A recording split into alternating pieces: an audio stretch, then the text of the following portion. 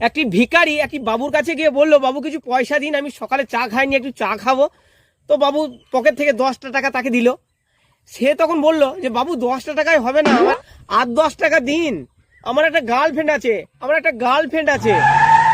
বাবু তখন বলল, একে তুই ভিখারি, ভিক্ষা চেয়ে খাস, চা খাবার পয়সা নেই, আবার গার্লফ্রেন্ড বানিয়েছিস।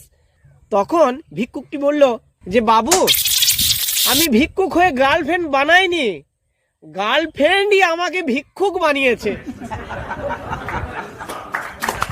একটি বৌমা শাশুড়ির কাছে নালিশ করছে সাত সকালে উঠে, বলছে মা, আপনার ছেলে কিন্তু ভীষণ বদমাইশ, আমার সঙ্গে দুর্ব্যবহার করে, ও ভীষণ খারাপ। তখন শাশুড়ি মা বৌমাকে বলছে যে হ্যাঁ মা, ও ভীষণ খারাপ, তার জন্যই তো একটা ভালো বৌমা পেল না। বাবা ছেলেকে পড়াচ্ছেন, পড়াতে পড়াতে এমন একটা বিষয় এসেছে, তো সেখানে এমন লেখাটাকে একটু ঘুরিয়ে পড়াচ্ছেন। কি রকম লেখা না, সংসার সুখী হয় পুরুষের গুণে।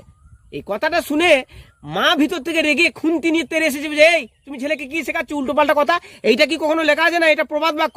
তখন বলছে তুমি তো অর্ধেকটা শুনিয়ে রেখে গেলে, শেষ কথাটা শোনো, সংসার সুখী হয় পুরুষের গুণে যদি সে দিনে রাতে বউয়ের কথা শোনে।